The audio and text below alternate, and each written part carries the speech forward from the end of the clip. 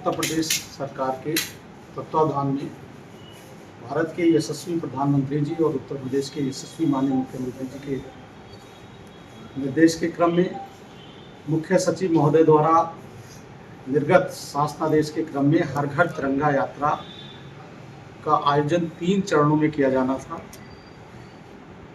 प्रथम चरण में सभी स्कूलों में अवेयरनेस को पैदा करना था और द्वितीय चरण में विभिन्न प्रोग्रामों के माध्यम से हर घर तिरंगे की इस भावना को जन जन तक पहुंचाना था, जिसके और तृतीय चरण में 13 से 15 तारीख तक प्रत्येक घर पर झंडा प्रदर्शित करते हुए कार्यक्रम को उत्कृष्ट भाव से संपादित कराना था। साथ ही माननीय मुख्य सचिव महोदय के द्वारा निर्गत शासनादेश में यह भी निर्देश थे कि विभिन्न प्रकार की रैलियों या कार्यक्रमों को रिकॉर्ड के रूप में भी दर्ज कराया जाए।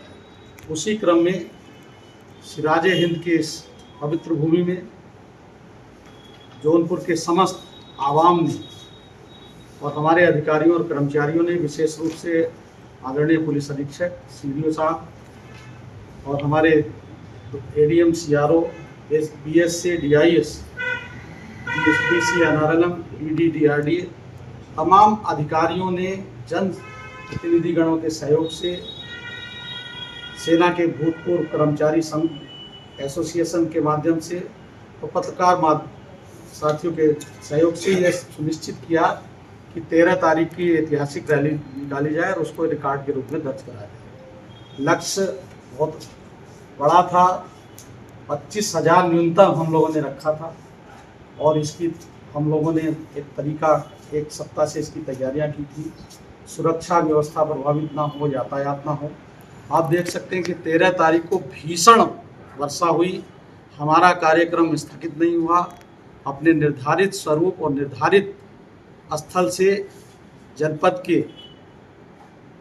न्यायाधीश महोदय के माध्यम से हमने उस तिरंगा रैली को हरी झंडी दिखाई और शाही किला तक रही। भीषण वर्षा में भी बच्चों का उत्साह, रैली में सम्मिलित होने वाले नागरिकों का उत्साह देखने योग्य था और उसी के कारण ये रिकॉर्ड बना। इस रिकॉर्ड की एक विशेषता मैं बताना चाहता हूँ।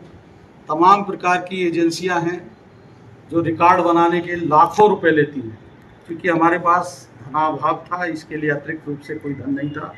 इसलिए हमने अपने लोकल फॉर वोकल, जैसा कि माननीय प्रधानमंत्री जी के निर्देश हैं, हमने स्थानीय रूप से उस संस्था को चुना जो हमारे उत्तर प्रदेश की है और योगासन बुक ऑफ वर्ल्ड रिकॉर्ड, इसके माध्यम से हमने इस रिकॉर्ड को दर्ज कराया है और इसमें किसी प्रकार की धनराशि नहीं दी गई है, बल्कि मानदेय के रूप में जो लोग यहाँ पर उन्होंने वाच किया, रैली को देखा और ये प्रमाण पत्र उनके द्वारा दिया गया है और होना भी चाहिए, क्योंकि हर घर तिरंगा यात्रा कोई व्यावसायिक यात्रा नहीं थी, राजनीतिक यात्रा नहीं थी, बल्कि तिरंगे की आन शान में जो लोग मिट गए हैं उनको सम्मान और आदर देने का एक भाव था।